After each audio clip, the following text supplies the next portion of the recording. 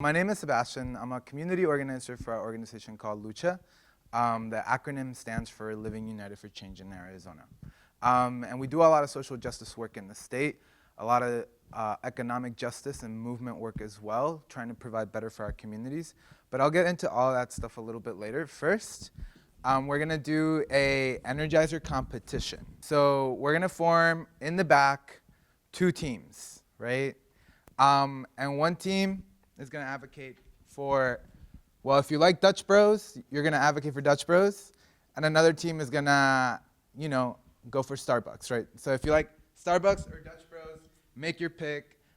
Dutch Bros will be on my right, and Starbucks will be on my left. So how this is going to work is your team has 3 minutes to kind of come up with the reasons why that's the best coffee place, right?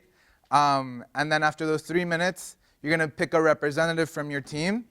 They're going to go head to head and debate. And whoever does best, that team wins the game. And so we're going to have, I think, a couple of judges. So I think we could have Diana as a judge and Professor Harasha, because I know he's a coffee fan, as a judge as well. You like independent places? Ooh, okay. Well, that makes you impartial, so that's a good thing. Yeah. You each have 30 seconds, so I'll tell you when 10 seconds are coming. 3, 2, 1. Okay. Yeah, right, yeah. Oh, so much pressure. All right, cool. So, ladies first. All right. Yeah? All right, Okay. Cool. Ready, set, go? Okay, so we have stamp cards that they hook it up because the staff is super friendly. We have way more drink flavor options than you guys. Dutch Bros takes way better care of the drive-through because they have people going before instead of waiting till the last minute. It's a safe place directed towards college kids, high schoolers. Like it's. Oh gosh. 3, 2, time. Good. Okay, cool. Right. Perfect. All right. So with Starbucks is a really good company, like politically and like socially. They hire veterans. They pay for your college tuition, or they help pay for your college tuition. If you're in the middle of transitioning, they'll help pay for your top and bottom surgery. If you need, they've gone out of their way to do that. At McKellips, I don't know the exact one, but at McKellips, they were the ones who actually came over and told the police there, hey, we're uncomfortable, and Starbucks issued a public statement. And they've got free Wi-Fi, and their drinks are made with natural juices as opposed to the Tirani syrup.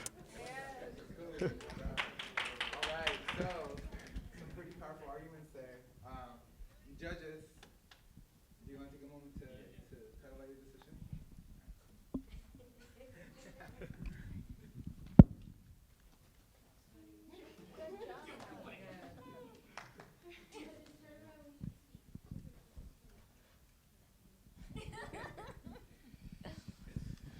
So it was a good battle. Unfortunately, one has to go home and a loser.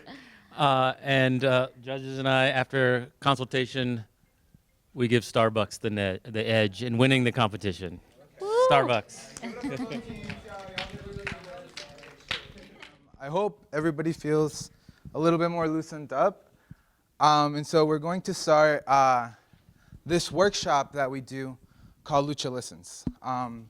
But before I want to share a little bit more about myself, like I said, my name is Sebastian. I'm a community organizer. So do y'all know what a community organizer does, or what that means? We do a lot of that logistical organizing, this is true. But we organize not so much things or events, but people, right? We organize people in our community to fight for a common cause, right? So can anyone tell me what are some causes that people are fighting for right this minute, right? What are some social causes that different groups of people are fighting for? Anna? A livable wage. A livable wage. What's another one? Equality. Affordable health care. Can y'all think of one? Mass incarceration. Yeah, exactly. One more. Affordable college, right? And so these things don't just happen on their own. Community organizations, organizers, and people come together, right, to sometimes talk things into government or force things into government, right? And so my journey with Lucha started in 2015. I was going to ASU. I was an urban planning major, so people who like build cities basically and plan out cities. And I got into that because I was really interested in making people's lives better, right? I remember growing up in a lot of different urban environments that were polluted, that were contaminated, that weren't safe in many ways, right? From the things that were around you to the people that were around you, right? And so we did a lot of like social justice education in my major. And I got involved with this club called USAS, United Students Against Sweatshops. And so we were doing a campaign to get unethically sourced clothing out of the ASU campuses, right? So has anyone gone into the ASU store ever? Yeah? So Mitzi, how much is like a sweater in there? $60, something like that, right? A lot of their clothing is being sourced from sweatshop factories in Thailand, the Philippines, right? People making cents on the dollar, right?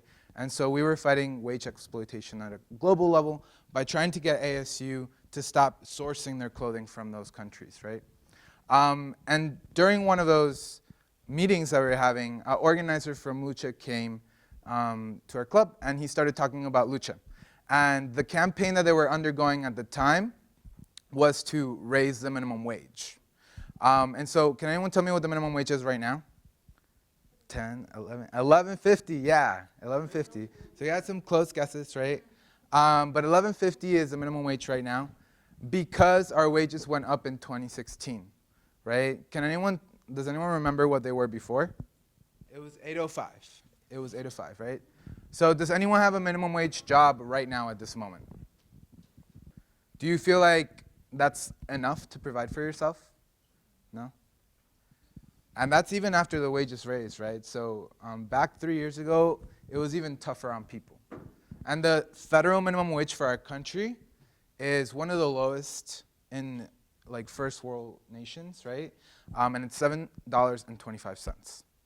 And so we focus a lot on economic justice because we know this is the root of a lot of the social problems like equality, like immigration rights that we mentioned. But we didn't always work on economic justice. So the first basically huge thing that happened in this state that like founded the organization was SB 1070. So can anyone tell me what SB 1070 was? Joe Arpaio, who was the sheriff, right, collaborated with legislators and wrote SB 1070, which basically allowed police and ICE to work as one, right, and to basically discriminate against people that were of color, to pull them over with no reasonable suspicion and systematically start deporting people. Was anyone in this room affected by SB 1070? Does anyone in this room know someone who was affected or deported by this law? So this had a huge impact in the communities in Arizona, right? Not only because it was ripping families apart, but it was destabilizing entire communities and entire economies in our state, further digging people into poverty. So what we decided to do was fight against. It was a lot of people, it wasn't just Lucha. But we actually got started with the funding that came from a lawsuit. Because the founders of Lucha, were applauding after someone gave a speech during a budget hearing in the Capitol against SB 1070, right? And so he just gave a speech against this law, and the people who applauded were then arrested. So they sued the state, got some money, and that's the money that we started this organization with. In 2012, we were involved with the campaigns to recall Russell Pierce, which was one of the writers of SB 1070. So in 2012, he was kicked out of office. And in 2012, we also tried to go after Joe Arpaio with a bunch of other organizations. We failed by 1 percentage point. And in 2016, we were actually able to get him unelected, right? He was voted out of office. Can anyone tell me what are some of the other things that you've heard about Joe Arpaio? My girlfriend, her dad was in Tent City for a couple of months. I think it was for possession. I don't really know the details, but he had really long dreads when he went into prison, and they tried buzzing his hair, right? And he defied that. He didn't let them do it. So he was made to sleep in a hole with other inmates, a hole in the ground for 2 weeks. So these were some of the things that were happening in Arizona, right, by people who had a lot of power. So in 2016, not only was he kicked out, but he was basically found guilty, right? Joe Arpaio, the only reason that he's not in prison is because our current president decided to pardon him, right? But to pardon someone, they have to admit guilt first. So we know these things happened, we know they were wrong, and that's why we fought back. But we also knew that immigration was not the driver of our issues. Immigration, the immigration system, is not a coincidence. It's not like this tragedy. It's a system designed to keep people without a status, right? Without a way to, or a pathway to citizenship, and without rights, right? And what does a society have to gain from people who are second-class citizens, right? Are immigrants right now currently the only type of second-class citizens that we've had in this country? No, can anybody give me examples of some other communities that have been subjected to this in the past? Yep, right, our black community, right? Stripped from their lands, forced into labor and slavery for hundreds of years. Native Americans, right, removed, killed from their lands, right, and forced into terrible conditions. And so what this constant oppression of people, right, whether it be the black community, the Latino community, the Native community, the Chinese community who was really scapegoated in the 1800s as immigrants, right? The first anti-immigrant legislation was against Chinese Exclusion Act of 1882. All of this is to sustain a class of workers that do not have rights, cannot advocate for themselves, are scapegoated, so that a structure which enriches a few can keep going, right? So the oppression of all of these different communities, and it doesn't stop at colors, like I said, right? The Irish were scapegoated when they were coming into this country compared to the Germans, right? There's always a system of keeping people underserved, underrepresented, and without rights to exploit their labor. And so we were having discussions in 2014 with our members, right? Our community. We were kind of having discussions like these. And we were trying to figure out what we needed to do in Arizona to make people's lives better. So being a very Mexican-centric, immigrant-centric organization, a lot of the organizers at the time really thought that we needed comprehensive immigration reform. And we do. But out of the conversations with our members, what came out of those conversations was that people weren't making enough money. Like, that was folks' primary concern, right? Even if they were undocumented. They weren't making enough money in the state compared to the cost to pay for a decent place to live. They weren't making enough money to pay for food or send their kids to college. So that became our priority. And we were the first organization to take on the 5 for 15. And so MIT has done a lot of research on this. You could look it up and look at your own state's minimum wage, what it would be if it was a livable wage. And here in Arizona right now, it would be $16 an hour, right? And so we decided to take that campaign on and decided to also tag along 5 days of paid sick leave. Because before, this is not the reality now, but you couldn't ask for a sick day in Arizona, right? So who's been sick here in the past and been forced to go into work even though they had a fever? You have. You have. Me too, right? And those things, that's called exploitation, right? That's called abuse. And so the 5 days of paid sick leave was super important, and we started in this campaign. And at first, not a lot of people were on board or even believed that in a conservative state like Arizona, we could make this happen. And that's when I got involved. And in 2015, 2016, we got the petition signatures needed. This is the box of petition signatures, 300,000 signatures, I believe, to get this on the ballot. And then we did a huge campaign to demystify the minimum wage, because a lot of people think raising the minimum wage will raise prices, which is not accurate, that it will worsen the economy, which is not accurate in the states that have raised their minimum wages. And so, yeah, we knocked on thousands of doors, and this passed in 2016, November 6th. So the same day that we had our president win the election, we had a huge local win here in Arizona, and that's when I realized that organizing works, and that listening to our community, that works. And so since then, we've really diversified in the issues that we work against and are trying to dismantle. Earlier this year, they were attacking the minimum wage again, right? So it's been 3 years, and every single year, our state government has denied that voters wanted, almost by 60%, higher wages, and they keep trying to enact laws that will debilitate that. So this year, the latest one was HB 2523. Did anyone hear of this on campus, the attack on student workers? And so your employer would be empowered to pay you down to the federal minimum wage if they wanted to, right? And so this year, we took hundreds of students.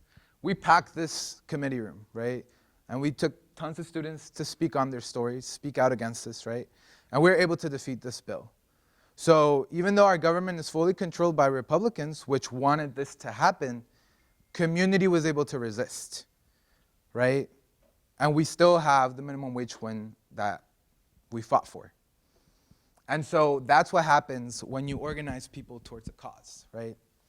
And so this discussion that we're going to have today is really about gaining an understanding of what you all need, what our communities need right now in Arizona.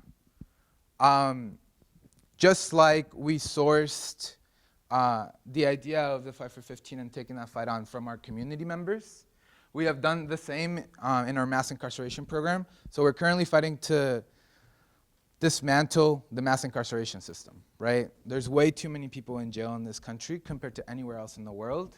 And so this year we introduced Speak Freedom bills, basically 3 main bills that would tackle a lot of the problems with criminal justice system. And this is criminal justice reform. And all of these bills came from conversations like these, right? From people who have been formerly incarcerated, who knew the system best, who had been through it. And so the conversation that we're going to have today is really trying to address what you all feel are the biggest problems affecting your lives, day in and day out, right? And so we're going to jump into a reflective exercise. We're going to jump into 2 discussion exercises. But I really want you to dig deep and try to understand your place and everything, where you're being treated right and where you're not being treated right in the context of our society, right? We all have a level of personal responsibility, and it's good to understand that. But it's also important to understand that we live in systems that just by default, systematically, are keeping us down, right? And so I want you to identify which of those systems are affecting you in your life. And when we jump into the issue discussion, talk about those. So I want to briefly touch on community norms. So community norms are just basic agreements that we're all, on the same page. And so I just wrote a few, but we can add to these.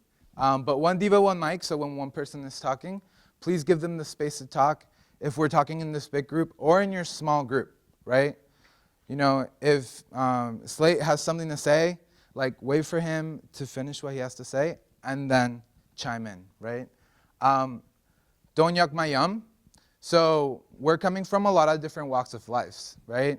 Like we have folks who were not born in this country, we have folks who were, we have folks who are going to college, we have folks who are business owners, right? And so we're gonna come from a lot of different perspectives. Please don't basically shed on somebody else, right? Respect their perspective and where they're coming from and seek to understand, not to blame. And then the third one kind of goes along with that, but assume best intentions out of your group, right? We're all human beings. We're all trying to do our best, right? And I don't think anyone in this room has malintent for somebody else. So if you hear something that's offensive, assume best intentions, but also tell that person, yo, honestly, I didn't really like what you said, and we can talk about it more. Are there any others? Can you be my scribe? Cool. Are there any other rules just for the room that you'd like to add to this? So step up, step back. What does that mean, let's see, for folks in the room? Yeah, definitely. So if I'm talking too much, y'all can tell me yo, I want to talk a little bit, because I do talk a lot. But the same, right? If you haven't talked the whole time, empower yourself to have a voice, right? You all have power, right, to make your thoughts and your opinions known. Speak up. If you can't speak up for yourself in this room, you're not going to be able to speak up for others outside of it. All right. So I want to kind of just hone down on a word that we hear all the time. We hear this word, but it's not really tied to our lives, or at least I never think it was. But what do folks think of immediately when you hear the word economy? So when we hear this word, this is what people are thinking. Money, Wall Street, broken, power, stock market, news. Now we're going to do a reflection exercise at this moment. So in front of you is a piece of paper. There's assorted crayons. So go ahead and grab a crayon. And so now that we've talked about what we think the economy is, let's take a minute to reflect on our actual experience in the economy. So it's a new day, and your alarm just went off. How do you feel most mornings when you wake up? You make your way out of the house. What does your neighborhood look like? Is it easy for you to get around? Is it easy for you to get to the places that you need to go? Maybe today you're heading off to work. When you're at work, how are you feeling? What are your working conditions like? Are you being paid enough? Do your bosses treat you well? If you get sick, will you be able to take a day off work? Will you be able to go to the doctor? Are you worried about being fired or laid off? Do you work multiple jobs and not just one? Are you helping yourself with this money if you have a job? Or do you also have to help your family? Is this money that you're making right now enough for you to be independent, move out, to live on your own? Or what about when you're heading to your college classes? Do you just get off work? Or are you thinking about having to go to work after? How are you feeling most days at school? How much time are you spending outside of your home? Is it reasonable for you to keep up with assignments, papers, and exams? Are you at all concerned about paying for college or how you're going to do it? Have you taken out loans, or do you not have to take out loans? Let's say today you're not working, you're not going to school. It's your day off today. Can you relax, or do you have more things that you need to take care of? Do you have enough money to do the things that you want to do or need to do? Now you're finally home from your day. How are you feeling physically, mentally, when you get home from a long day? Can you relax then, or is there still more to do? What does your home look like? Are you worried about making bills or making rent? How are you feeling about tomorrow? All right, you guys can open your eyes now. And you have 3 minutes to just immediately write down what you were thinking. So Ian, if you could just go ahead and kind of discuss what happened in your table. So we, despite like our different backgrounds and everything like that, we kind of all had a consensus that our lives are really dictated by our anxieties and our feelings that we have, the struggles that we have in life. We kind of have a consensus that we don't really make enough to continue to keep living, but we have to make it work, and that leads to a lot of anxiety, a lot of feelings of depression, and I just kind of think that, like, as a group, we kind of just settle on the fact that despite our hardships, they're there and they're hard. That while we're waiting for change, while we're trying to make change, we have to keep going on it. Basically, the majority consensus of our group was talking about the struggles of being an adult and not being prepared, essentially not being prepared enough, and how difficult like life and the different experiences that we have to go through early on, how difficult they are and figuring everything out.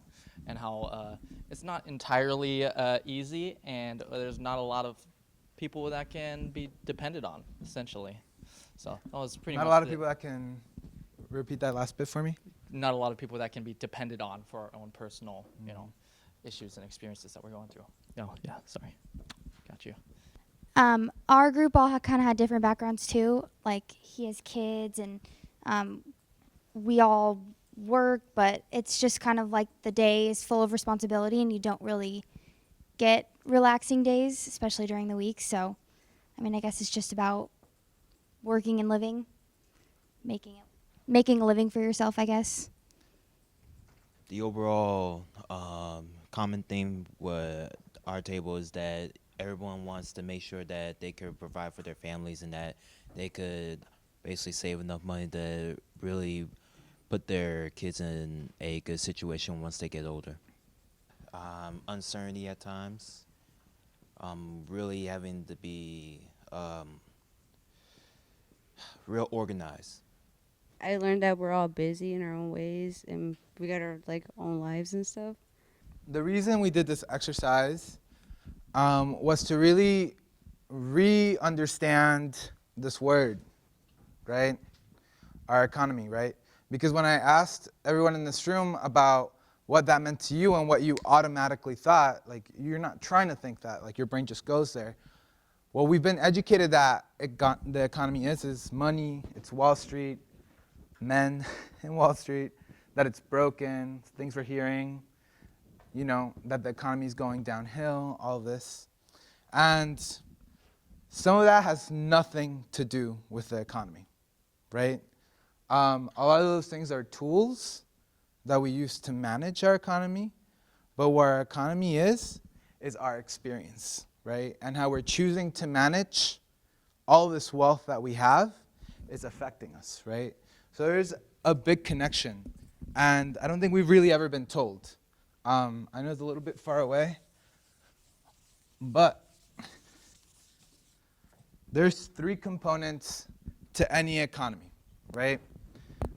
Does anyone have a guess on what the economy absolutely needs to sustain itself? People, yes, most definitely.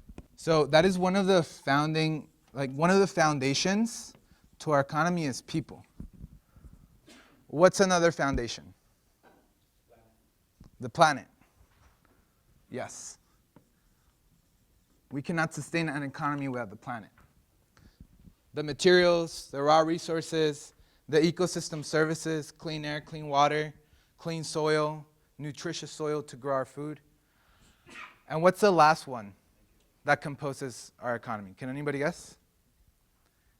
This is definitely the hardest one. Decisions. Yes, definitely. So it's what we decide to do. It's our culture, right? So these 3 are the most important components to the economy. So it ain't the stock market. It's not money. Those are tools to manage, right? What builds is labor, right? Our labor. Because when you go to work, right? If you go to work, hey, Galia, to a retail store or a fast food place or a business, what your labor is doing is producing wealth. And here in the United States, working class people and everyday people keep very little of that wealth that they produce through their labor. Our resources, right? What's happening with climate right now? It's changing very rapidly, right? We're trashing our earth, right? So ecosystem services like the Amazon rainforest are crashing, right? Our water is not as dependable as it used to be. So there is a lot of volatileness in our climate right now. And when we talk of culture, well, what do people treasure in our society, right? Like when you watch music videos, right? Or when you're being told what to do with your life, what is treasured? Materialistic items. Materialistic items, right? Things, money, right? But the most important part about this, I mean, they're all really important, but the most important part and the part that we control is people. And people should be the most important thing in our economy, right? Not things, not how successful we are, what we can get, but how we're treating each other in relation to this earth, right? In relation to our communities. So right now, now that we've kind of reassessed what our economy is, which is you all, right, are the economy, we're going to break out into basically a brainstorming discussion, right? So given what you discussed in your groups, given this, right, given what you're seeing in your everyday life, I want each group to go up to a poster board with a marker, and I'll assign you each poster board, but identify the issues that are happening right now. So you can put things like climate change, but that's not really, how does that affect you personally? How does that stressing you out, right? How is that affecting you? Like, that's how we're identifying issues. College, right? We know it's unaffordable. What are the things that you have to do in and day out to make it work? What's the problem with that broken system? Those are the kind of discussion around these issues that you all should be having when you break out into your groups. So, much like the reflection exercise, we're gonna pick a representative or two from each group, and you're gonna come up here and like put your butcher paper up here and present to the rest of the folks what you discussed, what's on your paper, right? So you're gonna run us down. Each team's gonna have 3 to 5 minutes, however long it takes. So who wants to go first? Okay, You have the floor. so our group, I would say the bottom line of everything is finances and money. One mic, y'all. Finances and money and how it plays a role in the three things that we mentioned over there: people, planet, and culture, and it affects our daily lives. For example, being that we are constantly under a feeling of anxiety because we don't have money, and some of us have created survival mechanisms such as like budgeting, right? Some of the folk in my group are actually college students, so now their thoughts in their mind regarding the value or no value of being in college in the first place. Why? Because what does that mean to be in college, and can they afford it? Should they afford it? Should they spend the time and money and effort that it takes to be here? Within that experience comes transportation, gas, and budgeting one more time. You know, it takes the folk in my group, it takes them so much to be able to be present and to be in school and just overall their day-to-day and being happy. So that's their healthcare and insurance. That's another thing that plays a part in our daily life, whether we have it or not.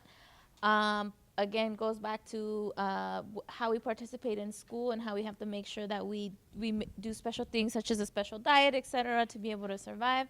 We talked about, in terms of culture, we talked about how people are politically currently divided, that there's not a lot of connection within relationships, whether they be romantic or not. Also, we're pretty, I didn't put it in here, but like, I guess I would say being politically correct, and how some of us are able to voice certain things or not, and some of us are a little bit more targeted than others, and how that makes us feel just in general. So that's kind of how our group went about working on that. So what we thought was gas prices.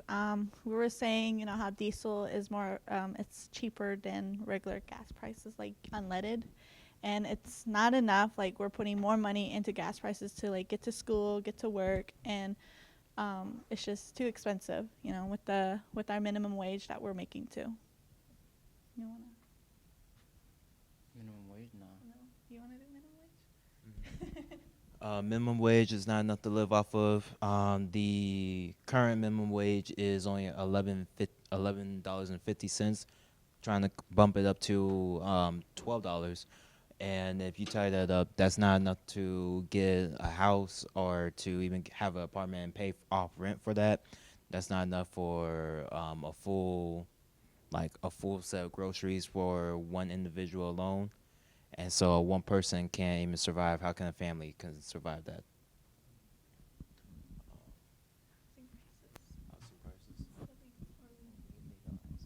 So weed legalized, that can help out Basically, people who do weed, it's for their physical well-being. It's their medicine. It'll eliminate mass incarceration because there's a lot of dealers that are locked up. A lot of people who have used are locked up. So that would eliminate that. Housing prices. We said housing prices too because like most people who live here are probably renters instead of being a homeowner, and it's like too expensive for us to live in a home and to afford it. And maybe some of us we have roommates to afford to live in homes or apartments. Okay. We have animal cruelty and also for homeless people. And the reason we put those two is because it connects us emotionally. We see a lot of homeless people out there not having a home, not being able to have any very little assistance from the community. And also we see a lot of animals without a shelter. And I think as a community, we can all come together to be able to provide some programs that could be able to assist us to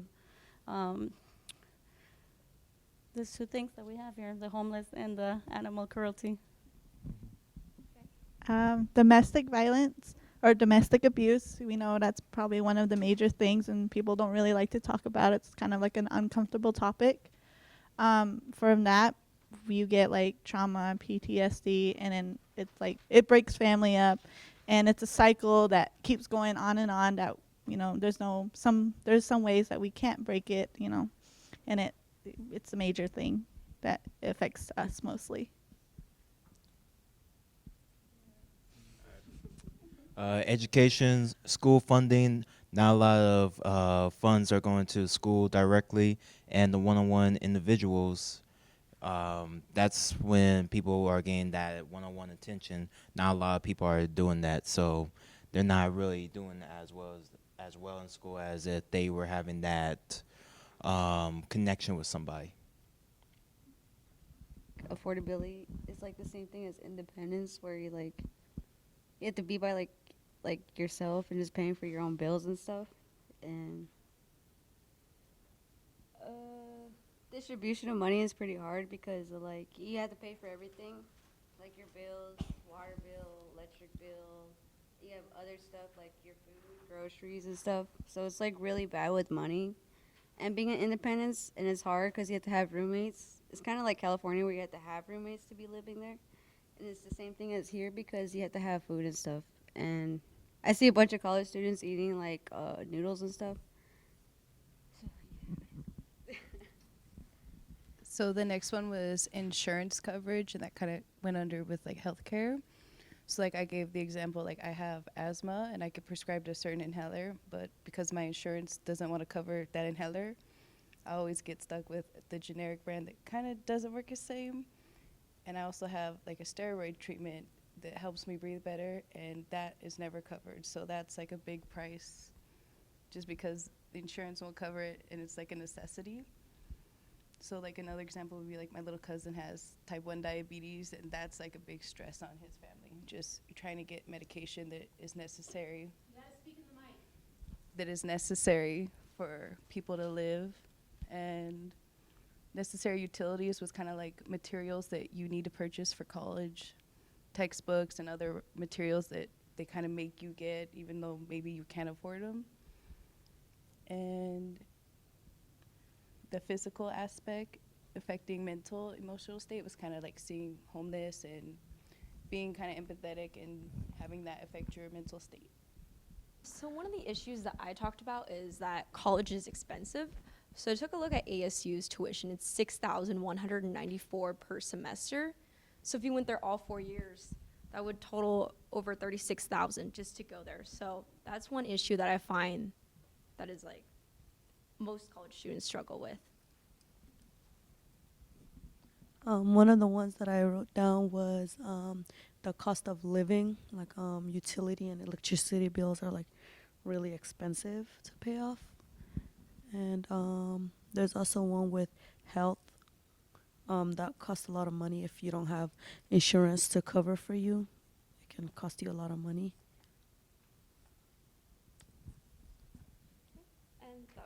Okay. some of the ones we came up with, and Dope. the rest of Yeah. them were Thank you so much, girls. from the other group. Awesome. Thank you so much. Sweet.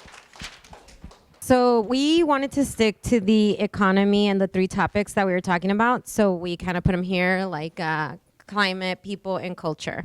And one of the things that is very related to our climate is our food. Obviously, if we don't take care of our water and our soil, then the food, it doesn't have the proper nutrients that we need to have physical health, mental health, emotional health, all of the healths. And another thing, something that's near and dear to me right now is my mom is battling breast cancer. And a lot of the doctors have told us that it's environmental. So there is a direct link there. And then Ian was nice enough to explain to us what microplastics are, which is the polyester fibers in our clothes.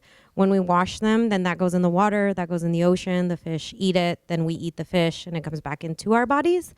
So that is a really big problem that we wanted to highlight. And then the radical weather patterns that we've been seeing really affect us because they they're more frequent and they're dangerous. There's a lot of more dangerous natural disasters displacing people, and people are losing things. So then you don't have your job, you don't have your house, you don't have your money anymore. The next thing that we talked about was people. We talked about population displacement. That is also kind of related to climate, but it can also be related to like economy and stuff like that, with the fact that like if a town isn't doing good, you know, if it has no industry, the people have no jobs. They need to move. And with climate, if natural disasters are happening, these people are gonna get displaced, and it's gonna cause a ripple effect in our economy, and it's gonna hurt all of us. So it's not just something like if a natural disaster comes here, it could displace us, which would in turn affect wherever we go next. And it's a really bad thing. Yeah, politically, like deporting people also does it, because when you deport someone, they take their wealth with them. They take their money with them. They take their productivity with them, which, you know, if they take it with them, we can't have it anymore. And that's kind of not a good thing to say, but it's true. You know, if we're deporting people, if we're mass deporting people, they're not going to be in our workforce anymore. We're not going to be able to gain anything off of their workforce. We can't, you know, use their labor just like they can't use our labor if we got deported. And then also people's overall health, it's kind of deteriorating both mentally and physically. Like we're seeing some of the highest numbers, like rates of depression and anxieties and like mental health disorders that we've seen in ever. And then also mass shootings. It kind of makes us feel as though we're disposable when we're not. We're the biggest, most important part, as we've discussed today. You know, like if we allow mass shootings, what is that saying to us? That we are nothing, you know, and that's not a good thing. Yes, we are all important and we all matter, guys. So we have to be vigilant and we have to understand that the economy is directly tied to us. So culturally, we kind of agreed that culturally we have less physical interactions because we're online instead of physically hanging out with each other and laughing and seeing our facial expressions and making and building community. So we need to make sure that we bring that back because that really stimulates the economy.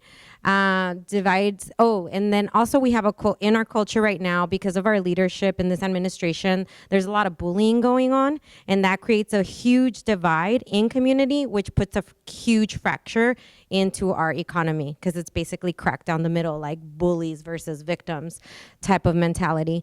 And then everything is really alarming in our culture. We wake up to breaking news every 5 seconds, or like a crazy tweet from a crazy white guy. And living in that state of alarm doesn't let us be as productive as we need to be so that our economy can flourish and we can focus on things that actually matter. And then learning to build community, that's a good thing that I think is happening with organizations like Lucha and events like today, where we are starting to understand that you're being heard and that we're being heard. And there's someone there that cares and wants to help organize us so that we have a better future, a better tomorrow, and a better economy. And we need unions. We need to take care of our unions. We don't talk about unions as much as we need to. And this entire country is as great as it is and was built as strong as it was because we had very strong unions. So we are united here right now with Living United for Change in Arizona. and we need to be able to advocate to have unions to protect us once we enter the workforce. For those of us that are a lot of us are already on there in the workforce, but everybody else that's where we're heading. So, thank you. Before we jump into the solutions portion of the discussion, we discussed that is our experience in this economy, right? So anxiety, depression, we have to keep going. There's not a lot of support, working and living, anxiety, uncertainty, extreme diligence on our part to make things work. That's our experience right now in this economy, and the issues that we all just talked about are kind of the effects, right, of how we're choosing to manage our world, right? Are those issues things that y'all are willing to live with? Who considers what you talked about and the state of reality right now unacceptable? When I got involved because I couldn't accept that we had an $8 minimum wage. I couldn't accept what me and my mom had gone through when we faced a lot of poverty when I was growing up. And so we need to act. And just to kind of hone in a little bit more on we talked about the effects of it, let's talk about the facts, right? So this is the wealth distribution of the United States. So can anyone tell me what gross domestic product is, GDP? And do you know how much our annual GDP, gross domestic product, is in this country? It's $19 trillion, right? Does anyone know what the GDP of China is, which is one of the next largest economies? So China, which is 3 times our size and population, right, of over 1 billion people, have almost half of the money that we do, right? We spend more on military spending in this country than the next 26 countries combined, right? That's how much money is. $19 trillion is an insane amount of money. I can't even gather how much that is, but they tried to put it on a graph for us. And this is the wealth distribution, right? So we see that if you're the top 1% of earners in the US, you're holding an insane amount of the wealth in this country, 40%, right? And when you look at the distribution from the top 90 to 80%, they have quite a bit of money, right? But if you go towards the middle class, there's really not that much there in comparison. And if you go to the bottom 40%, right, that's 4 out of every 10 people you see, we basically don't have money, especially when you're in the working poor, right? And so this is a huge issue where we live in the richest country in the world, and this is the wealth distribution that we have. That is insane. And we need to understand that that is crazy. 40% of workers are part-time temporary workers. So who here has a part-time job right now? You're in that 40%. 43% of workers make less than $15 an hour. Who here makes less than 15? So when we're talking about these workers, we're talking about y'all, right? And when we look more closely at how our state is spending their money, this is the Department of Corrections. So that encompasses our prisons, state prisons, I believe private prisons as well, our court system. $1.1 billion is being spent in our state prisons, detention centers, judges, police. Well, that actually doesn't include police. How much is this number, Yoshi? 725 million, right? So that's our universities, right? So that's ASU, U of A, NAU, Mesa Community College, Maricopa Community Colleges.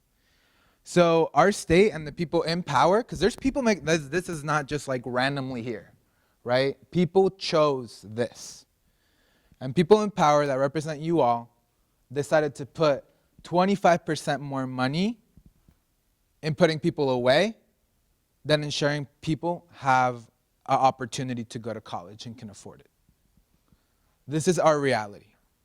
And I'm going to talk a little bit about incarceration because it is crippling our society. We have the 4th highest incarceration rate in the country. So the only countries we're behind are Louisiana, Oklahoma, and Mississippi. And then there's Arizona. And it's no surprise that almost everybody raised their hand. And so this number is, I just want to ground how insane it is. We have 25% of the world's prisoner population, right? So again, the immigration system, taking people away, keeping them without rights, keeping them away from their families, weakening the fabric of communities so that they're less resilient, so that they remain in poverty, right? Like, these are all the negative impacts of the system that our legislators choose to inflict upon our communities. That's the immigration system. Same with the incarceration system. After you go to jail, if you get out, you have a really good chance of going back. You don't have the right to vote. You don't have the right to own a firearm. You have a really hard time finding housing, finding a job, right?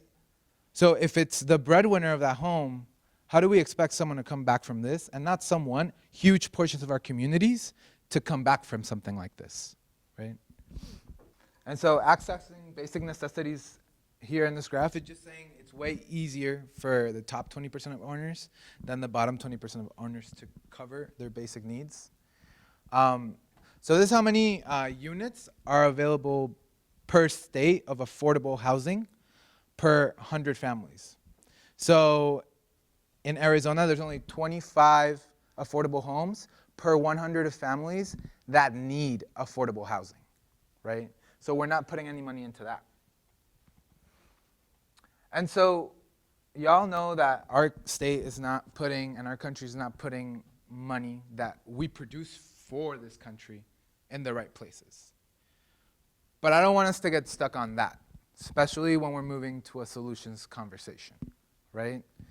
Like, yes, these things are really bad, but our communities have overcome a lot since this country was founded. So can anybody describe to me what they're seeing right here?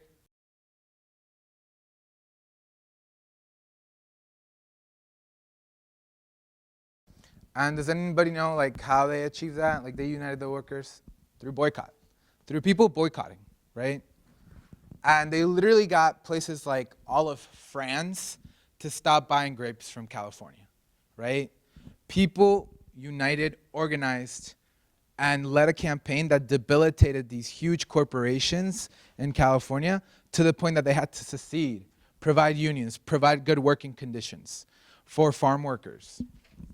And so this is an example of a community thinking about how they can overcome their issue and actually executing it, right?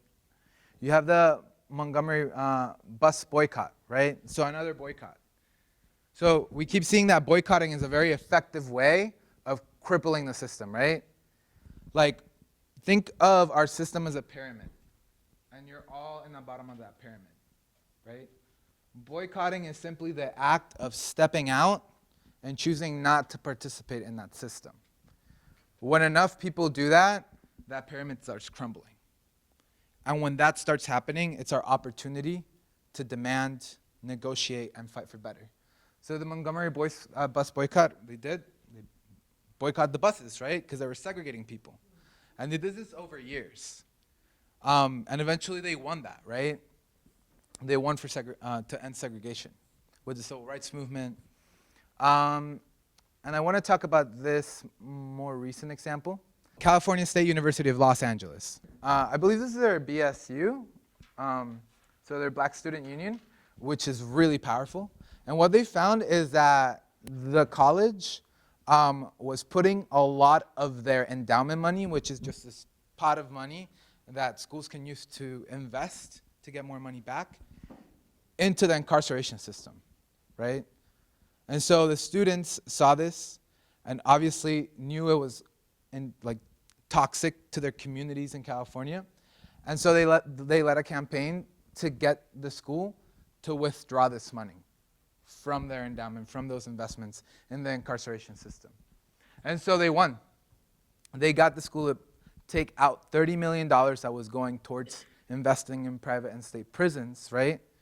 And they got $200,000 per year in scholarships for students of color. They built a Black student retention program in the school, and they built a whole ass community center for youth of color, right? And so this is a great example of divestment and reinvestment, right? Again, this money that people manage for us, like, that's y'all's money, right? And you can choose to force the system to put it where we decide it needs to go. So we're gonna jump into our solutions exercise. There's, again, another butcher paper. You're gonna identify your number one issue, right? If you feel like there's one thing that connects everything that you spoke on, focus on that. Or if you want to spoke on a specific, you want to focus on a specific issue you talked about, focus on that one. But I want you to think about what is a solution that we can implement in our communities on that issue, right? And so tie money into it, right? Like, again, we're making a direct investment into these systems that are debilitating our communities, or a lack of investment, right? So where could you get money from? Where can it go? When it goes there, how can it be used, right? Really focus on the how of this conversation. So our solution to expensive college is to provide more scholarships for people who have higher GPA and make scholarships more accessible too. Another one that we had is what my professor mentioned, which is because I know we spend most of our money having people incarcerated, so instead spend more on education. So divert So, those yeah. funds to our education system. Right, because it costs about somewhere around $55,000 a year just to keep someone incarcerated. Oh, yeah. Okay. And another way that can also help with college expenses is when students usually are out of college, they complain about, going to school for basically what they took those classes for, because it's hard for them to find a job after they graduate. So maybe like having entry level jobs, and like if they apply for like more internships, also that can help them. And if also money is distributed, and the same thing with the cost of living too. I think if less people were incarcerated, that can also help. And also if college students were considered housing, that can also help too with the cost of living. Okay, so on our solutions, we think a big part of the solution would be increasing the minimum wage, change the minimum wage laws so that people can actually afford to live first. And then,